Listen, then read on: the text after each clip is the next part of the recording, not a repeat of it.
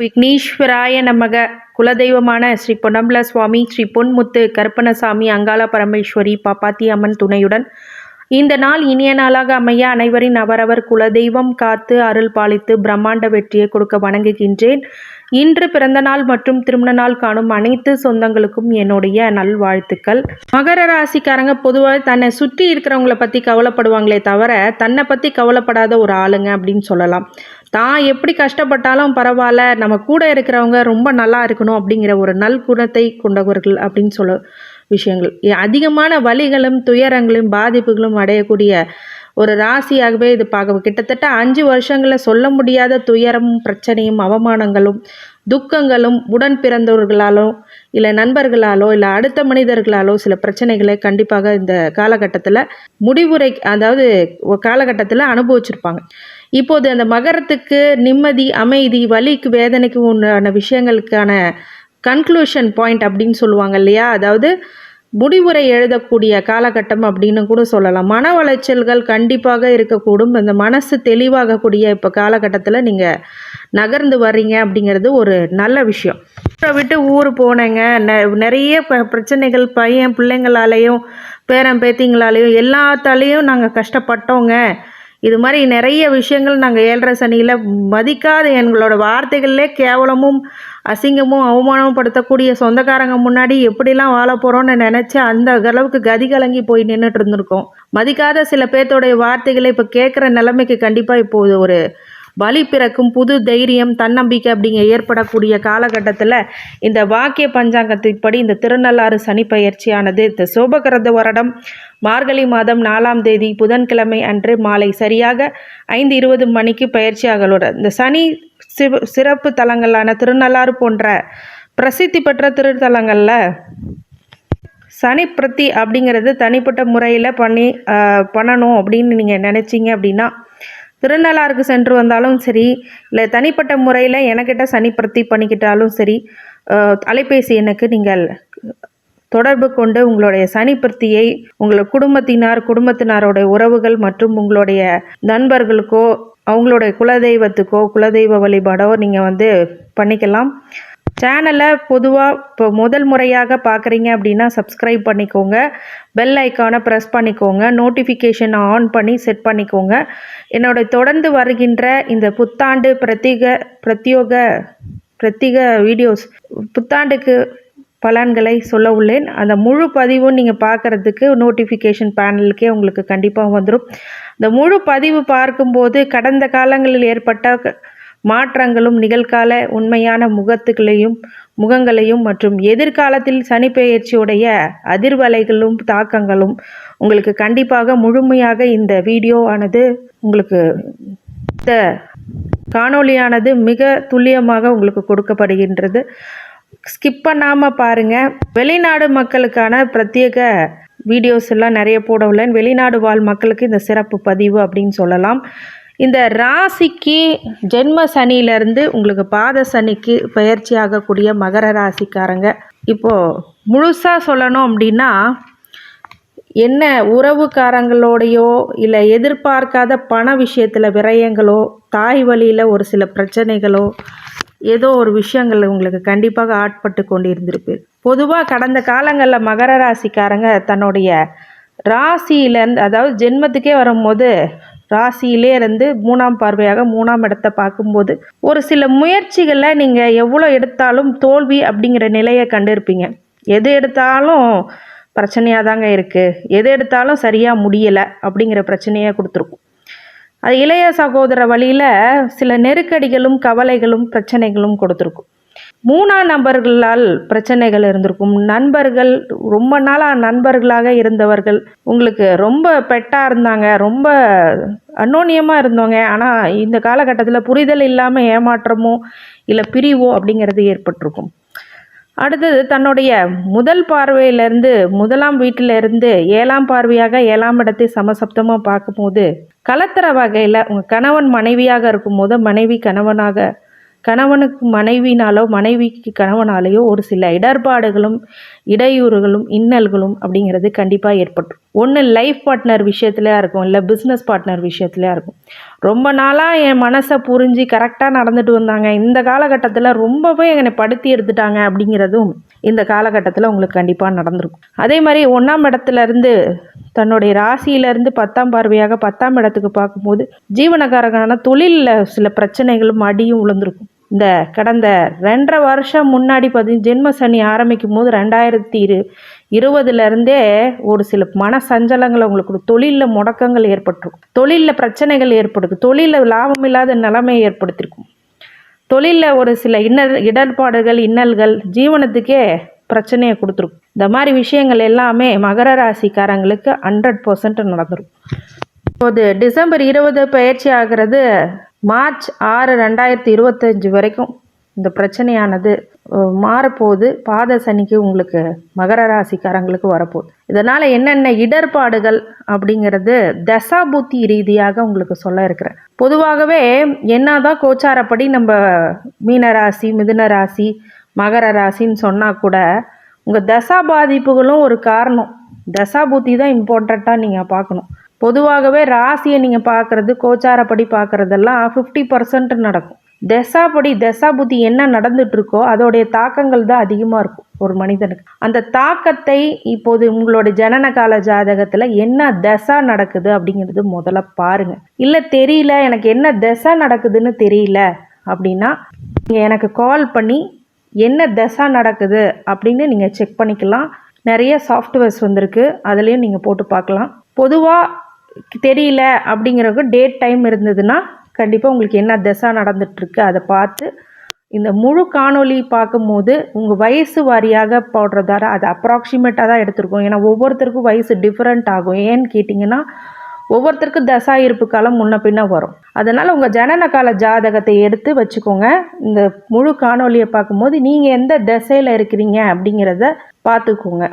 பொதுவாகவே உங்களுடைய ஜாதகத்தில் தசா புத்தி எங்கே இருக்குது அப்படிங்கிறது ஒரு சாஃப்ட்வேர்லேயோ இல்லை எனக்கு கூப்பிட்டு நீங்கள் கால் பண்ணி அலைபேசி எனக்கு கால் பண்ணாலும் நாங்கள் கண்டிப்பாக சொல்லுவோம். அதுக்கு ஜோதிட ஆலோசனைக்கு நீங்கள் கூப்பிட்டிங்கன்னா இன்னும் பெட்டராக இருக்கும். பெட்டராக துல்லியமாக 100% முழுக்க சொல்லுவோம்.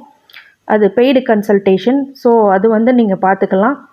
அதே மாதிரி உத்திராட நட்சத்திரக்காரங்களுக்கு பொதுவாகவே பார்த்தீங்க அப்படின்னா இந்த மகர ராசி உத்திராட நட்சத்திரக்காரங்களுக்கு சூரிய திசை தான் ஆரம்ப கால திசை. 6 வருஷம் பொதுவாகவே சூரிய திசை. என்னுடைய கால்குலேஷன் படி 3 வருஷம் எடுத்துக்கிறேன். உங்களுடைய ஜனன கால ஜாதகத்தில் 3, 4, 5 அப்படின்னு எப்படி வேணாலும் இருக்கலாம். அது ஒவ்வொருத்தருக்கும் ஜனன கால ஜாதகத்தில் வேறு மாதிரி இருக்கும். உங்கள் ராசி கட்டத்துக்கு கீழே இருக்கும் தசா இருப்பு எவ்வளோ இருக்குன்ட்டு.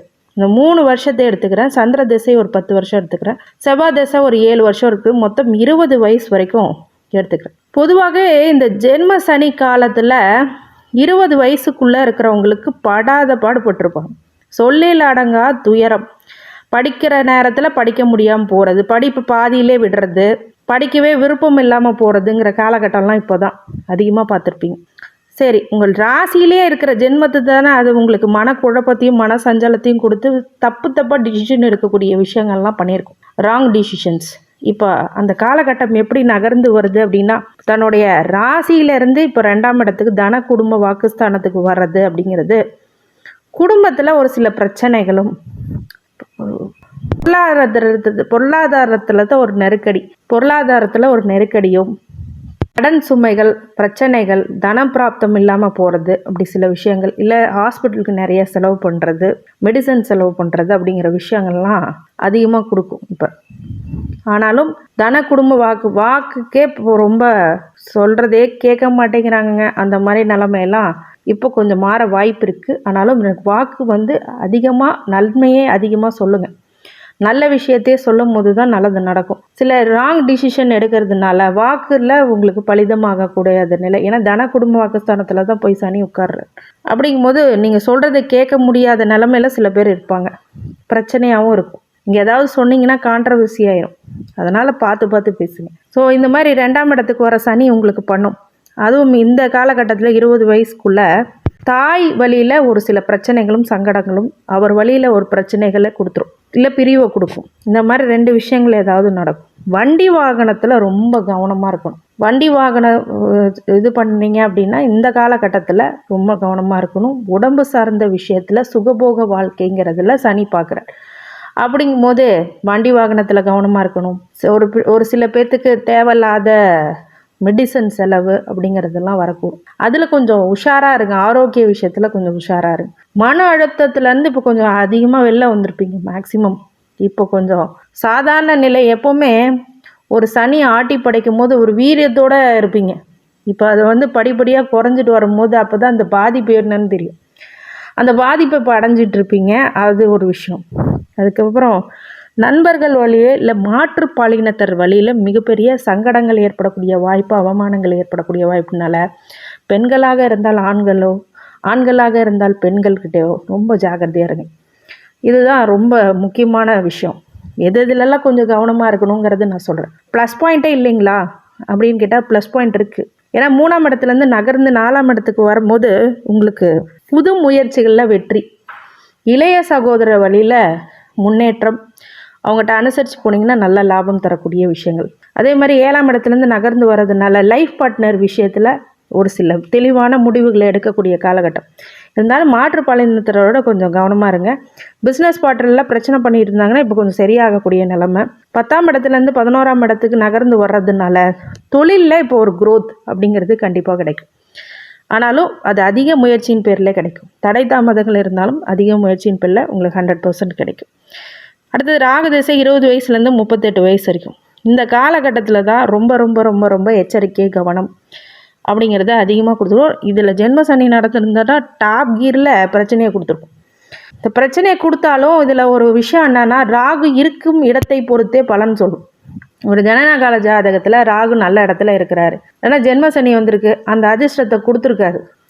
ஆனால் இந்த பாத சனி ராகு திசையில் நல்ல ஒரு இடத்துல ஆதிபத்தியம் வாங்கியிருந்தாரு, காரகத்துவம் இருக்கிறாரு அப்படின்னா உங்கள் ஜனனகால ஜாதகம் செக் பண்ணி பார்த்தீங்கன்னா தெரியும். இல்லை உங்களுக்கு தெரியலன்னா எனக்கு கால் பண்ணி நீங்கள் கேட்கலாம்.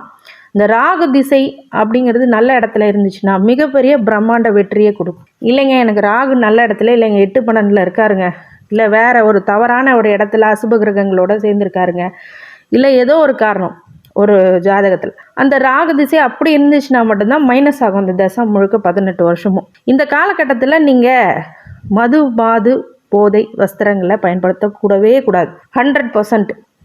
சரிங்களா? மற்ற காலத்தில் யூஸ் பண்ணலாமான்னா அப்படி கிடையாது.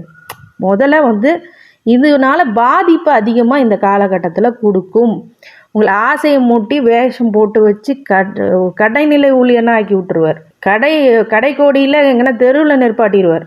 அந்த மாதிரி விஷயம். ராகு இருக்கிற வரைக்கும் நல்லா அப்படியே இருப்பீங்க. நல்ல ஒரு போதை, நல்ல ஒரு மாதுல நல்லா இருக்கும், சந்தோஷமாக இருக்கும் ஃபஸ்ட்டு. அப்புறம் எல்லாத்தையும் ஒன்றும் இல்லாமல் பண்ணிட்டு போயிடும். அதனால் இந்த நேரங்களில் தான் ரொம்ப கவனமாக இருக்கணும். தவறான சிந்தனைகளுக்கு செலுத்தக்கூடாது, தவறான வார்த்தைகளை பேசக்கூடாது. நல்லதே மேக்சிமம் பண்ணுங்கள், நல்லதே நடக்கும் இந்த ராகு திசையில். அடுத்தது குரு திசை 38 வயசுலேருந்து 54 வயசு வரைக்கும். இந்த குரு திசை காலங்களில் எவ்வளோலாம் கெட்ட மனிதர்களாக இருந்தீங்களோ குரு திசை காலங்களில் நல்ல மனிதர்களாக ஆக்கப்படுவீங்க. அதுதான் உண்மையான விஷயம். எவ்வளோ மோசமாக ராகு திசையில் இருந்தாலும் குரு திசையில் மாறிடுவாங்க. இந்த குரு திசை காலங்களில் எந்தெந்த விஷயத்தில் நீங்கள் நல்லா இருப்பீங்க அப்படின்னு கேட்டிங்கன்னா, சுபிட்சமான சுபகாரியங்கள் கண்டிப்பாக நடக்கும். குடும்பத்தில் குதூகலம் ஏற்படும். ஆனால் இந்த குரு திசை அஸ்தங்கமாகாமலோ, நீசம் பெறாமலோ, இல்லை வக்ரம் அடையாமலோ, இல்லை குரு ஒவ்வொரு இதுக்கு வக்ரம் அடைஞ்சால் நல்லது. ஒவ்வொரு ராசி லக்னத்துக்கு அதுதான் ஜாதகத்தோட சூட்சமம். ஒவ்வொருத்தரோட ஜனனகால ஜாதகத்தோட சூட்சம். ஒருத்தர் மகர ராசினா நம்ம எல்லாத்துக்கும் உத்திராட நட்சத்திரம்னா எல்லாத்துக்கும் ஒரே மாதிரி பலன் கொடுக்காது. ஜாதகத்தை பொறுத்தே பலன்கள் மாறும். ஆனால் ஓரளவுக்கு இது மேட்ச் ஆகும் 90%. குரு திசை அப்படிங்கும் போது உங்களுக்கு சுபிட்சத்தையும் சுப பலன்களை கொடுத்தாலும் ஒரு சில விஷயங்களில் உங்களுக்கு பிரச்சனையை கொடுத்துரும். ஆனால் 6, 8, 12 மறையாமல் இருக்கணும். அதுதான் விதிவிலக்கு. ஆனால் எந்த இதிலே கவனம் இருக்கணும் அப்படின்னா 2ஆம் இடத்துலேருந்து 3, 7, 10 அப்படிங்கிற பார்வையில் 4, 8, 11ஆம் இடத்துக்கு பார்க்குது. வண்டி வாகனத்தில், தாய் விஷயத்தில், அதே மாதிரி மாற்றுப்பாலினத்தர் விஷயத்தில், 3ஆம் நம்பர் தலையீடு, கொடுக்கல் வாங்கல், மாங்கல்யத்தில் விஷயத்தில் அப்படிங்கிற விதத்தில் கவனமாக இருக்கணும். இந்த காலத்தில் லாபம் இருக்குமா அப்படின்னு கேட்டிங்கன்னா கண்டிப்பாக லாபத்தில் பிரச்சனை வரும். தொழில் இருக்குங்க, ஆனால் லாபம் சம்பாதிக்க முடியலைங்க அப்படிங்கிறவங்களுக்கு இந்த காலகட்டத்தில் லாபத்தை கொஞ்சம் கடினமாக இருக்கும். ஆனாலும் அது மீண்டு வந்துடுவீங்க. 11ஆம் இடத்து சனி பார்க்கும்போது மூத்த சகோதரர் வழியில் ஒரு சில பேர்த்துக்கு பிரச்சனை இருக்கும். மூத்த சகோதரர் இல்லைன்னா லாபத்தை பிரச்சனையை கொடுத்துரும். இந்த மாதிரி சில விஷயங்கள்லாம் உங்களுக்கு கவனமாக இருக்கக்கூடிய காலகட்டம். இருந்தாலும் குரு திசை மேக்சிமம் நல்லது தான் பண்ணும். ஆனால் உங்கள் ஜனன கால ஜாதகத்தில் குரு இருக்கும் இடம் பொறுத்தே பலன்கள் மாறுபடும். சனி திசை 54 வயசுலேருந்து 73 வயசு வரைக்கும் இந்த சனி திசை காலங்களில் பொதுவாகவே பார்த்தீங்க அப்படின்னா சனி உங்களுக்கு ராசியாதிபதி திசை. இந்த திசையில் நல்லதை கொடுக்குமா அப்படின்னு கேட்டிங்கன்னா இந்த 4, 8, 11 அப்படிங்கிற இடத்துல பார்வையிடுதில் அது எல்லாம் 100% நடக்கும். அப்படிங்கும்போது அந்த விஷயத்தில் நீங்கள் கரெக்டாக இருக்கணும். நான் சொன்ன மாதிரி தான் சகோதர விஷயத்தில், மாங்கல்ய விஷயத்தில், நான் லாபத்தை கொடுக்கக்கூடிய விஷயத்தில், மூத்த சகோதர வழியில் இப்படி பிரச்சனை கொடுத்தாலும் உத்தியோக விஷயத்தில் எப்படி இருக்கும்? உத்தியோகத்தில் தேவையில்லாத வார்த்தைகளை பேசி கலவரம் பண்ணிக்காதீங்க. தொழிலில் இக்கட்டான நிலமையில் இருந்தாலும் பெரிய முதலீடுகள் போடாமல் கொடுக்கல் வாங்கல பெரிய நம்பிக்கை யார் மேலேயும் வைக்காமல் இருக்கிறது ரொம்ப நல்லது. சனி திசையில் உங்கள் ராசியாதிபதி திசைனால மேக்சிமம் உங்கள் பையன் பிள்ளைக்கெல்லாம் நல்லது நடக்கும். 100% உழைப்புக்கான மதிப்பு உங்களுக்கு கண்டிப்பாக கிடைக்கும். ஸ்டேட்டஸ் ரெகக்னேஷன் அப்படிங்கிறதெல்லாம் கண்டிப்பாக கிடைக்கும். அடுத்தது புதன் திசை 73 வயசுலேருந்து 90 வயசு வரைக்கும் இந்த தசா காலங்களில் நல்லது நடக்கும். சனி திசை அளவுக்கு இல்லாமல் அதோட கொஞ்சம் கூடுதலான பலன்கள் உங்களுக்கு கண்டிப்பாக கிடைக்கும். நிறைய மாற்றங்களும் ஏற்றங்களும் கண்டிப்பாக இருக்கும். ஒரு சில பேருக்கு ஊர் மாற்றங்கள், இடமாற்றங்கள் அப்படிங்கிறதெல்லாம் ஏற்பட்டிருக்கும். ஆரோக்கிய விஷயத்தில் ரொம்ப கவனமாக இருக்கக்கூடிய காலகட்டம்னு சொல்லலாம். கேது திசை 90லேருந்து 97 வயசு வரைக்கும், சுக்கிர திசை 97லேருந்து 117 வயசு வரைக்கும். கிட்டத்தட்ட இந்த 2 திசையும் கலந்து வர்றதுனால ஒரு 100 வயசுக்குள்ளே 99 வயசுக்குள்ளே என்னென்ன விசேஷம் நடக்கும்னா ஆன்மீக வழியில் உங்களுடைய பாதைகளை செலுத்துவதும், சுக்கிர திசை வயதான பிறகு பிரயோஜனம் இல்லாத திசையாக இருக்கிறதுனால அனுபவிக்க வேண்டிய வயசில் சுக்கிர திசை வரணும். அதுக்கப்புறம் அது பிரயோஜனம் இல்லை. அதனால் ராசிக்கு நட்பு கிரகம் அப்படிங்கிறதுனால பெரிய பாதிப்புகள் கொடுக்காமல் சின்ன சின்ன தொந்தரவுகளையும் கொடுக்கும். அதே மாதிரி சோதனை சாதனையாக மாறக்கூடிய விஷயங்களும் அமையும். சில விஷயங்களில் உடம்பையும் மனசையும் தெளிவாக பார்த்து கொள்வது நல்லது. இந்த உத்திராட நட்சத்திரத்துக்காரங்களுக்கு திருவோண நட்சத்திரத்து அன்னைக்கு எந்த ஒரு தொழில் ஆரம்பித்தாலும் நல்ல பணம், பேர், புகழ் அப்படிங்கிறது கிடைக்கக்கூடிய காலகட்டம், நட்சத்திரம் அப்படின்னு கூட சொல்லலாம். அதே மாதிரி வழிபாடு அப்படின்னு பார்த்தீங்க அப்படின்னா ஆஞ்சநேயர் வழிபாடு மிகப்பெரிய மாற்றத்தை குறிக்கும். சனிக்கிழமையில் சனி ஹோரையில் உங்களுடைய ஜனன கால ஜாதகத்தை எடுத்துக்கொண்டு போய் நீங்கள் சாமி பாதத்தில் வச்சு வழிபட்டு வாங்க, ரொம்ப நன்மை நடக்கும். அதே மாதிரி பெருமாள் கோயிலுக்கு சென்று வருவது, சனிக்கிழமை தோறும் அன்னதானம் செய்வது அப்படிங்கிறதெல்லாம் நன்மையை கொடுக்கும். காக்கைக்கு சோறு வைப்பது, அன்னதானம் பண்ணுறது, வஸ்திர தானம் பண்ணுறது அப்படிங்கிறதெல்லாம் நல்லா உங்களால் முடிஞ்சதை கண்டிப்பாக பண்ணுங்கள். இதனால் நல்ல ஒரு மேன்மை பிரம்மாண்டம் கிடைக்கும். குலதெய்வ வழிபாடு ரொம்ப முக்கியமானது. அது மாதமோ வாரமோ நாள் கணக்குலையோ போனீங்கன்னா ரொம்ப ரொம்ப நன்மையை கொடுக்கும். இந்த மகர ராசி உத்திராட நட்சத்திரத்துக்காரங்களுக்கு அனைத்து ஐஸ்வர்யங்களும் சகல சௌபாக்கியங்களும் மன நிம்மதியும் ஆரோக்கியத்தையும் கொடுக்க வேண்டும் என்று எம்பெருமான் மகா ஈஸ்வரனை வேண்டி வணங்குகின்றேன். வாழ்க வளமுடன். திருச்சிற்றம்பலம்.